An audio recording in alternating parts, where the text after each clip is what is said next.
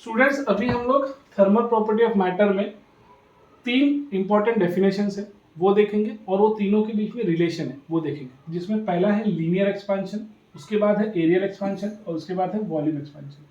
Thermal property of matter में ये साल बहुत कुछ डिलीटेड है महाराष्ट्र में 11th स्टैंडर्ड के लिए, लेकिन फिर भी ये चीज़ बहुत इंपॉर्टेंट है। अगर आप जेई की पढ़ाई कर रहे हो या नीट की पढ़ाई कर रहे हो या स्टेट बोर्ड भी दे रहे हो तो आपको ये फॉर्मूलेज आपको याद रखने हैं और इस फॉर्मूले का ये रिलेशन याद रखना है अल्फा वाला। ठीक है, तो हम वन बाय वन एक को पढ़ेंगे और उसके बीच में रिलेशन जो है उसको ट्राई करेंगे एस्टैब्लिश करने के लिए। सबसे पहला चीज है linear expansion. Alpha alpha denote करता है किसी भी बॉडी में लीनियर चेंज में। समझ लो एक कोई कॉपर रॉड है या मेटल वायर है, अगर 0 डिग्री पे उसका लेंथ है इनिशियल L1, ठीक है, और टेम्परेचर हमने रखा है T1। After certain time heat करने के बाद वो चीज क्या होगी, एक्सपांड होगी कितने टेम्परेचर तक, T2, तो उसका लेंथ भी कितना एक्सपैंड होगा, L2।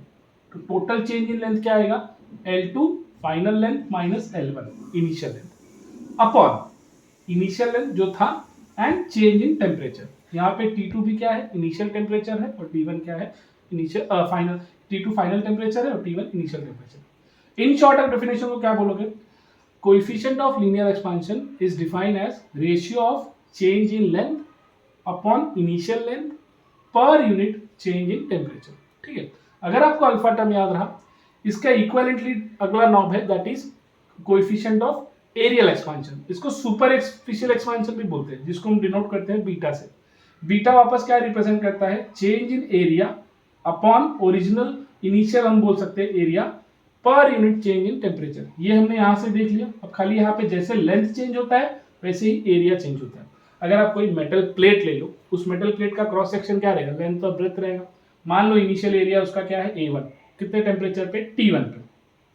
कुछ टेम्परेचर हीट किया, आगे गया, बॉडी एक्सपांड होगी A2 आ गया, तो चेंज इन एक्सपेंशन क्या होगा, A2 minus A1 area upon original area.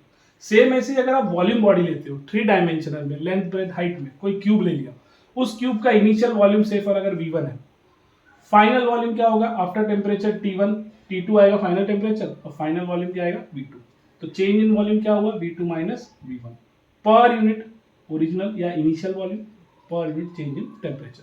तो ये तीन टर्म्स हैं, याद रखना है, alpha beta gamma, change in length per unit original length per unit change in temperature, change in area per unit initial area भी बोल सकते हो या original per unit temperature, same for volume. अब इसी का जो लेंथ से रिलेटेड अगर न्यूमेरिकल आता है, और याद रखो जो अल्फा बीटा और गामा होता है ना, ये तीनों की मैथमेटिकल जो वैल्यूज होती है ना बहुत कम होती है। आगे हम देखेंगे, उसको मैं इग्नोर भी करना रहता है। आपको फॉर्मूले में मिलेगा इंटू 10⁻⁵, 10⁻⁷, 10⁻11 भी होता है, आपके टेक्स्ट बुक में मेंशन किया हुआ है। तो फर्स्ट रिलेटेड एक और फॉर्मूला याद रखना है।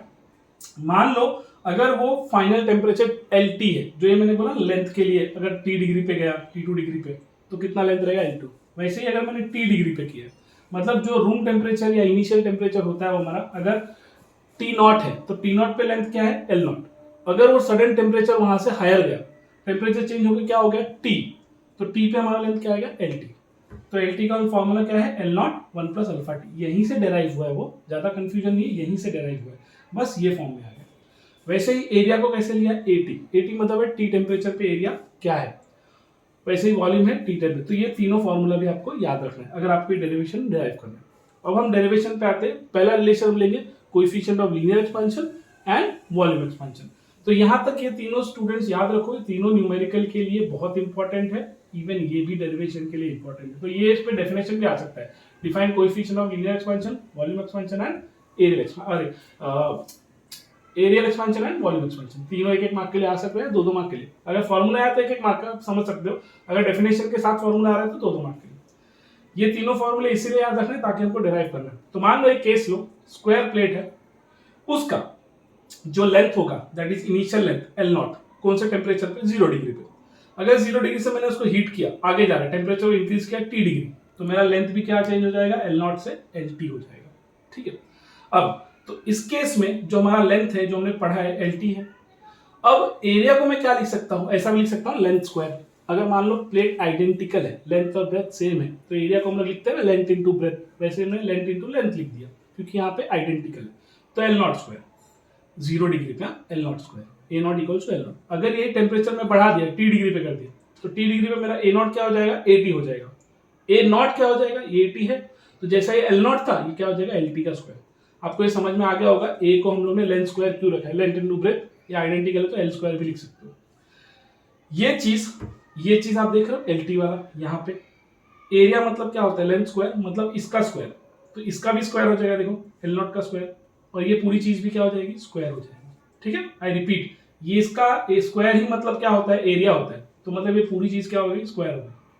अब तो इसको हमने लिख दिया ए टी, ए नॉट की एल नॉट की स्क्वायर की जगह हम क्या लिख सकते हैं, ए नॉट लिख सकते हैं, ये ए नॉट हमने यहाँ पे लिख दिया। ठीक है, अब 1 तो जैसा हमने ये किया वैसे ही हमें ए टी को लिखना है। क्या कर सकते, ए टी का फॉर्मूला क्या है, ए नॉट, यहाँ पे देखो ए नॉट 1 प्लस बीटा टी, तो हम यहाँ पे 1 प्लस बीटा टी लिख सकते हैं।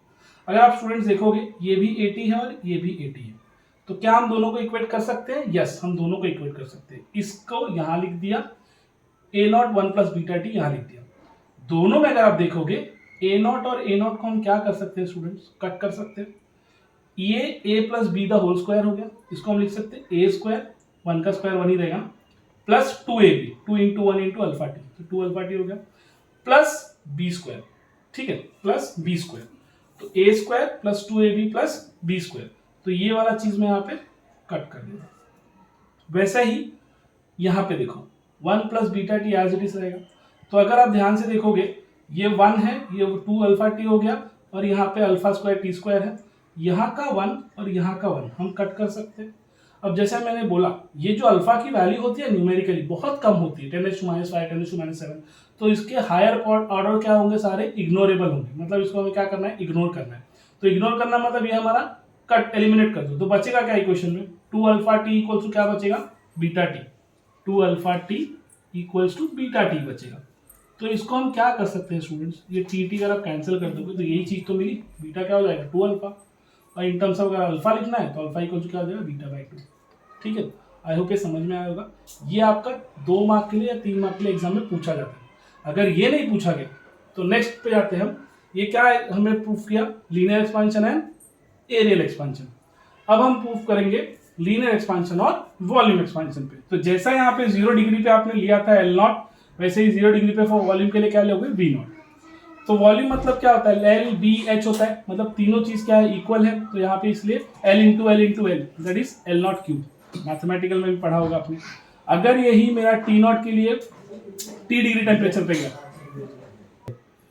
तो वैसे ही हम अगर टी डिग्री पे लेंगे तो एल टी हो जाएगा, मतलब वॉल्यूम है ना, एल क्यूब, तो वही एल क्यूब टी हो जाएगा। ठीक है, तो एल का हमें फॉर्मूला यहाँ पे अभी वापस वही रिपीट करना है, तो ये क्यूब होगा तो ये भी क्यूब होगा, तो देखो ये भी क्यूब हो गया, 1 प्लस अल्फा टी भी हम क्या लिख सकते हैं, क्यूब लिख सकते हैं। अब देखो वीटी का वैल्यू हमें यहाँ से पता है, एक और वैल्यू क्या है, V nought 1 plus alpha T. ठीक है, एक यहाँ से है और एक VT V nought 1 plus gamma T है। ये दोनों वैल्यू क्या है स्टूडेंट्स, वीटी है, तो हम इसको इक्वेट कर सकते हैं ना, दोनों वीटी है, तो ये वी नॉट को यहाँ लिख देंगे और ये वी नॉट को यहाँ। तो इसमें से जैसे ए नॉट यहाँ एलिमिनेट किया था, वी नॉट एलिमिनेट कर दिया। ये ए प्लस बी का होल क्यूब है, तो कैसे लिखोगे आप, ए स्क्वायर, तो नहीं भी तो भी चलेगा ए क्यूब। ठीक है, अगला 3a स्क्वायर बी, ए क्या है 1 ही है, ए का स्क्वायर बी मतलब alpha T as it is रहेगा। अगला प्लस 3b स्क्वायर है, 3b स्क्वायर मतलब ये बी है, बी का square alpha square t square into a मतलब 1 ही है ना, तो as it is, plus b का क्यूब मतलब अल्फा क्यूब है टी क्यूब। याद रखो यहाँ पे ए आपका क्या है 1 है, तो बी आपका क्या है अल्फा टी। तो ये फॉर्मूला आ गया, ये 1 plus gamma T as it is रखा। यहाँ पे वापस देखोगे ना, ये 1 और ये 1 क्या हो जाएगा, कट हो जाएगा। जैसे मैंने बोला था अल्फा की वैल्यू क्या होती है, हायर ऑर्डर की होती है, मतलब वेरी स्मॉल होती है, तो उसके हायर ऑर्डर के जितने भी कोएफिशिएंट रहेंगे सब क्या हो जाएंगे, वो टर्म क्या हो जाएगा, एलिमिनेट हो जाएगा, मतलब अल्फा स्क्वायर टी स्क्वायर भी एलिमिनेट हो जाएगा, अल्फा क्यूब टी क्यूब भी क्या हो जाएगा, एलिमिनेट हो जाएगा। तो बचेगा क्या, 3 अल्फा टी इक्वल टू क्या बचेगा, गामा टी।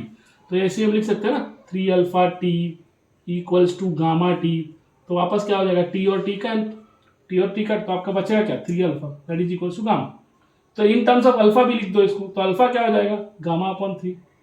अब अगर ध्यान से देखो तो ये वाला भी आपको 3 मार्क के लिए आएगा या 2 मार्क के लिए आएगा, जरूर दोनों में से। अगर आप लोग टीचर्स ने पढ़ाया तो उसमें 2 में से फाइनल एग्जाम में दे सकते हैं, या तो इस पर न्यूमेरिकल तो दे ही सकते हैं। तो देखो ये भी अल्फा का फॉर्मूला हो गया, ये भी अल्फा का फॉर्मूला हो गया। इन टर्म्स ऑफ क्या हुआ, ये एरियल एक्सपेंशन, ये in terms of volume expansion, दोनों का कंबाइन कर दो, क्या लिख सकते हैं हम, alpha equal to beta by 2 equal to gamma by 3। देखो alpha equal to beta by T equal to gamma by 3 आपके टेक्स्ट बुक में भी दिया है। तो याद रखो स्टूडेंट्स, अभी ये जो तीनों फॉर्मूले पढ़ा है ये 1-1 मार्क, अगर खाली फॉर्मूला लिखना है, इस पे न्यूमेरिकल आया तो 2-2 मार्क के लिए आ सकता है, या तो डेफिनेशन आ सकता है लिखने, तो आपको डेफिनेशन में डेफिनेशन भी लिखना है इसी को बना के, और ये फॉर्मूला भी लिख देना है, वैसे ही बीटा का वैसे ही गामा का। ये तीनों फॉर्मूले याद रहेंगे तो डेरिवेशन इजीली सॉल्व हो जाएगा। तो या तो ये डेरिवेशन आ सकता है या तो ये आ सकता है, दोनों 3-3 मार्क के लिए या 2-2 मार्क के लिए, डिपेंड आपका मार्क्स कहाँ एडजस्टमेंट हो रहा है। ठीक है, तो 11th स्टैंडर्ड के लिए ये चैप्टर का ये इंपॉर्टेंट पार्ट है। आई होप आपको समझ में आया होगा। Thank you.